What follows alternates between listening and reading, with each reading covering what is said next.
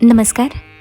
प्राध्यापक डॉक्टर सुरेश मेणे लिखित मनाचे श्लोक अध्यात्माची पाऊल वाट या पुस्तकाचे क्रमशः वाचन.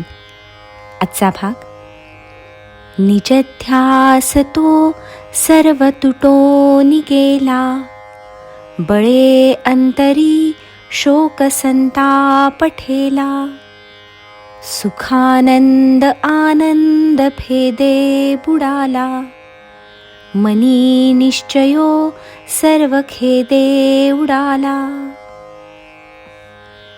मागील श्लोकामध्ये समर्थांनी ज्याप्रमाणे उपरोधिक लिखाण केले तसेच याही श्लोकामध्ये उपरोधिकच लिहिले आहे. भगवंताच्या भक्तीपासून ढळले तर काय होऊ शकते ते त्यांनी या श्लोकामध्ये सांगितले आहे. एकदा का भगवंताच्या ठायी असलेला निजध्यास तुटून गेला की काय होते ते समर्थ सांगतात. भगवंताचा ध्यास माणसाला सतत असला पाहिजे. तो मतलबापुरता असून चालत नाही. किंवा आज स्मरण केले, पुन्हा थांबून पुन्हा सुरू केले तर त्याचाही काही उपयोग नाही. परमेश्वर प्राप्तीसाठी अखंड तळमळ असली पाहिजे. त्याशिवाय भगवंत भेटणार नाही. व्यवहारात सुद्धा एखाद्या गोष्टीचा आपण ध्यास घेतला तरच ती गोष्ट आपण मिळवू शकतो. भगवंताच्या बाबतीतही तसेच आहे. यासाठीच समर्थांनी निजध्यास असा शब्द वापरला आहे. अंतःकरणातला निजध्यास एकदा का गेला की मन भरकटायला लागते. मन पुन्हा एकदा सुखदुःखाच्या अधीन होते. मनाचा ताबा षड्रिपू घेतात. मग आपोआपच इतर प्रापंचिक माणसाप्रमाणे आपल्याही अंतःकरणात शोक आणि संताप ठाण मांडून बसतात. आपलंही मन भौतिक सुखाकडे ओढ घेऊ लागतं आणि ते सुख मिळालं नाही म्हणजे मग आपोआपच त्याचं दुःख होतं. मन शोकसागरात बुडतं आणि केव्हा केव्हा संतापही होतो. परमेश्वराच्या निजध्यासात, त्याच्या नामस्मरणात, त्याच्या चिंतनात जर आपण गुंतलेले असू तर ही सारी व्याधी उपाधी आपल्या वाट्याला येत नाही. त्याऐवजी आपण सुखानंदाचे धनी होतो. आपल्या वाट्याला सुखही येते आणि आनंदही येतो. परंतु द्विधा मनस्थिती झाली की असेच व्हायचे. एकदा वाटते परमेश्वराला भजावे, एकदा वाटते तो केव्हा प्रसन्न होईल आणि आपले केव्हा भले होईल. यापेक्षा आजचे सुख भोगणे महत्वाचे. अशा द्विधा अवस्थेत माणूस परमेश्वराची उपासना टाळतो. साहजिकच मग तो सुखानंदाला मुकतो. या संदर्भातील एक गोष्ट आपल्याला सांगते. एका अरण्यात वेगवेगळ्या ठिकाणी 2 साधू भगवंत प्राप्तीसाठी तपश्चर्येला बसले होते. दोघांचीही कठोर तपश्चर्या सुरू होती. भगवान विष्णू व नारद आकाशातून भ्रमण करीत असताना दोघांचेही लक्ष त्या 2ही साधूंकडे गेले.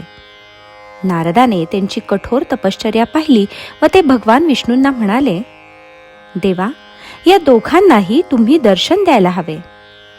तेव्हा भगवान विष्णू म्हणाले, त्यातल्या त्या पिंपळाच्या झाडाखाली बसलेल्या साधूलाच मी दर्शन देईन. दुसरा साधू यासाठी पात्र नाही.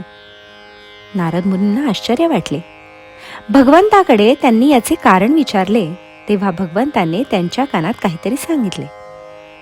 नारद मुनी दुसऱ्या साधूकडे गेले व त्याला भेटले. त्याची विचारपूस केली. साधूनेही नारद मुनींचे स्वागत करून मला देव केव्हा भेटेल असा प्रश्न विचारला. नारदाने सांगितले, अजून 100 वर्ष तरी देव भेटणार नाही. हे ऐकताच तो साधू म्हणाला, मग माझ्या तपश्चर्येचा काय उपयोग? कशाला करू मी 100 वर्ष तपश्चर्या? असे म्हणून तो चालता झाला. नारद मुनी पिंपळाच्या झाडाखाली बसलेल्या साधूकडे गेले व त्याला भेटले. त्याचीही विचारपूस केली. साधूनेही नारद मुनींचे स्वागत करून पुन्हा तोच प्रश्न विचारला. नारदाने मुद्दाम सांगितले की या पिंपळाच्या झाडाला जितकी पाने आहेत तितकी वर्ष तुला तपश्चर्या करावी लागेल, मगच तुला देव भेटेल. हे ऐकताच तो साधू आनंदित झाला व इतक्या वर्षानंतर का होईना पण देव मला भेटणार आहे या कल्पनेनेच तो नाचू लागला. भगवान विष्णूंनी त्याला लगेचच दर्शन दिले.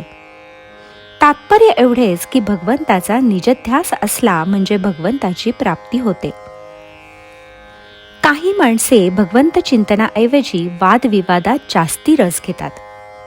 त्यामुळे वेळेचाही अपव्यय करतात व सन्मार्गही सोडून देतात. त्यांना त्याचा नंतर पश्चाताप होतो, खेद होतो. या सर्व वादविवादातच त्यांचा परमेश्वर प्राप्तीचा निश्चयही नाश पावतो आणि ते शोकसागरात बुडून जातात. एकदा का भगवंतावरील श्रद्धा ढळली म्हणजे पुन्हा पुन्हा श्रद्धा निर्माण करणे अवघड होऊन जाते. यासाठीच समर्थांनी अप्रत्यक्षपणे आपल्याला उपदेश केला आहे की माणसाने निजध्यास कधीही सोडू नये, म्हणजे अंतःकरण शुद्ध राहील, मन मोकळे राहील, त्यात दुःख, शोक व संताप यांना जागा राहणार नाही. संत संगतीचा लाभ घ्यावा, त्यांचेकडून सन्मार्गाचा मार्ग स्वीकारावा, त्यांच्याशी वितंडवाद घालून वेळ वाया घालवू नये. यामुळे आपला परमेश्वर प्राप्तीचा निश्चयही ढळतो आणि आपण सुखानंदाला पारखे होतो. नंतर पश्चाताप जरी केला तरी त्याचा काहीही उपयोग होत नाही.